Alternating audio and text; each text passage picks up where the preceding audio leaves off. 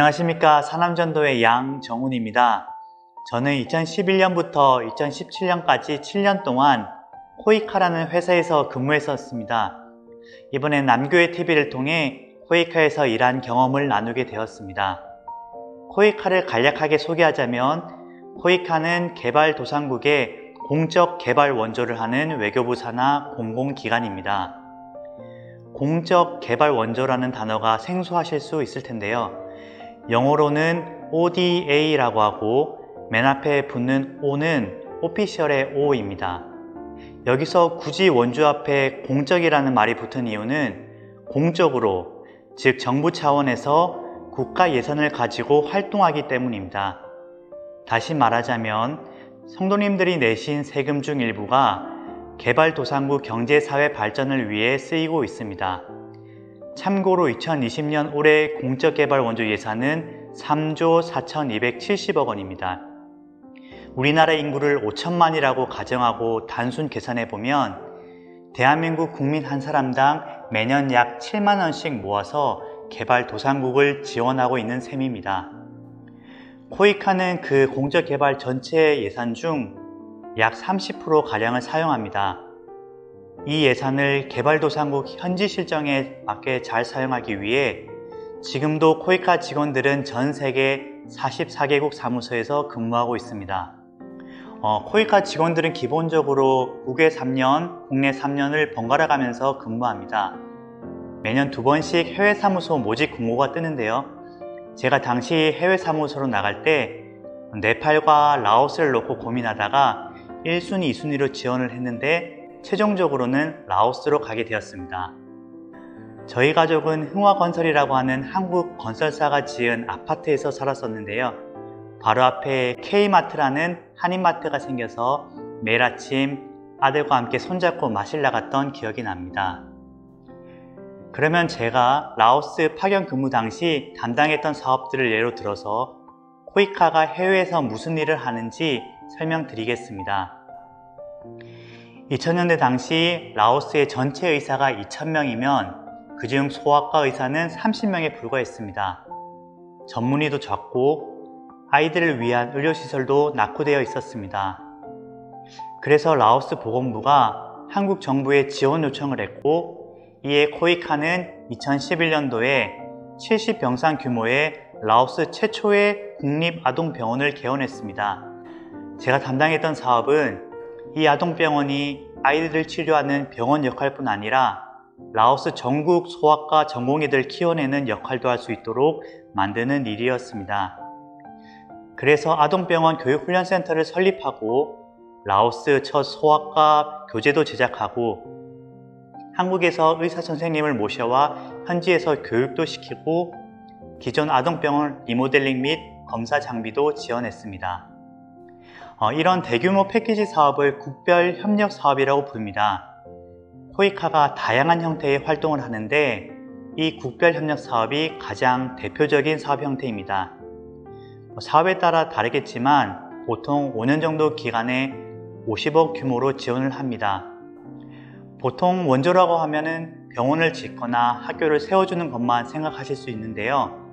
이런 의료나 교육 외에도 지원하는 분야가 다양합니다. 제가 담당했던 사업 중에 라오스 내무부와 협력해서 라오스 수도인 비엔티엔시에 1대 2000 대축적 지도를 만들고 전문 인력을 양성하는 사업도 있었습니다. 비엔티안 도심 개발을 위해서 정확한 지도와 이를 관리할 수 있는 공무원들이 있어야 하기 때문입니다. 그 이외에도 라오스 교통부와 같이 하는 사업도 있었는데요. 지도를 보시면 아시겠지만 라오스는 내륙 국가입니다. 그래서 물류 노선을 개선하기 위해 베트남 최대 중화공업단지 내 항구와 비엔티안을 잇는 철도 타당성 조사를 하기도 했습니다. 만약 여러분이 우리나라 60년대 경제개발 초기에 청와대나 경제 관련 기관에 근무하신다고 생각해 보시면 해야 할 일이 정말 많습니다. 병원과 학교는 기본이고 도시 간 도로와 철도도 깔아야 하고 도시화 계획도 세워야 하고 인구 계획도 해야 하고 기초과학 기술 개발도 해야 하고 치안도 강화해야 합니다. 개발도상국들은 이런 일들을 다 하고 싶지만 재정이 부족하니까 선진국들에게 먼저 요청을 하는 겁니다. 한국 정부는 그 요청 사업들 중에서 우리가 잘 도와줄 수 있는 다양한 사업을 하고 있습니다. 불과 몇십 년 전에 같은 어려움을 겪었지만 이를 극복해낸 경험을 토대로 말입니다. 이런 사업들 이외에는 코이카 하면 코이카 봉사단에 대해 들어보셨을 수 있을 것 같습니다. 제가 라오스에 근무할 때 라오스 전국에서 약 60명가량의 코이카 봉사단원들이 활동하고 있었습니다. 앞서 소개해드린 국립아동병원에는 의사, 간호사로 이루어진 의료봉사단이 근무하고 있었습니다. 그 이외에도 마이스터고를 졸업하고 바로 라오스로 와서 예비 헤어 디자이너들을 가르쳤던 미용단원, 라오스 국립대 한국어학과에 파견된 한국어 교육단원, 직업훈련학교에서 요리를 가르쳤던 요리단원, 그리고 라오스 최초 고교 야구단을 창설한 야구단원도 있습니다. 코이카 일반 봉사단의 경우 보통 1, 2년 정도 개발도상국 현지에서 근무합니다. 성도님들 중에 은퇴하신 후 의미 있는 일을 해보고 싶으시거나 세계에서 다양한 경험을 쌓고 싶은 청년들이 있다면 코이카 봉사단에 지원해 보셔도 좋을 것 같습니다.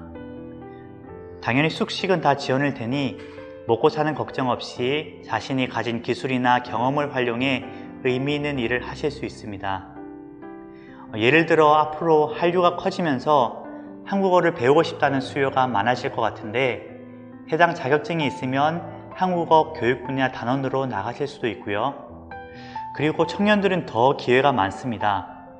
봉사단뿐 아니라 인턴 제도를 활용해 코이카 사무소나 사업 현장에서 근무해 보실 수도 있겠습니다. 마지막으로 라오스 지원 사업 사례를 한 가지만 더 들어보고 마무리하겠습니다. 라오스 수도 비엔티안은 메콩강을 경계로 태국과 국경을 마주하고 있습니다. 이 메콩강변을 가시면 태극기가 찍힌 기념비를 보실 수 있는데요. 라오스 수도 비엔티안은 홍수 때마다 메콩강이 범람해서 매년 물난리를 겪고 있습니다. 이를 해결하기 위해 한국수출입은행이 차관을 지원해서 2013년도에 강변 정비 사업을 했습니다. 강변 도로뿐 아니라 공원도 조성을 했는데요. 지금은 핫플레이스가 되어서 낮에는 사람들이 운동도 하고 저녁에는 야시장이 열리고 있습니다. 코로나가 진정되면 다시 해외여행도 재개될 겁니다. 혹시 방문하시는 국가가 개발도상국인 것 같아 하시면 떠나시기 전에 우리나라가 그 나라에 뭘 지원을 해줬나 인터넷으로 검색해보고 가시면 더 많은 애착이 가실 겁니다. 아니면 이미 여행을 갔다 오신 국가에 한국 정부가 여러분의 세금으로 어떤 걸 지원해줬나 확인해 보는 것도 좋을 것 같습니다. 예를 들어 내가 재작년도에 베트남 여행을 다녀왔다 하시면 포털 사이트에서 베트남 코이카 혹은 베트남 ODA를 검색하셔서 관련 뉴스나 사진을 보시면 약간의 자부심도 느끼실 수 있을 거라 생각합니다. 감사합니다.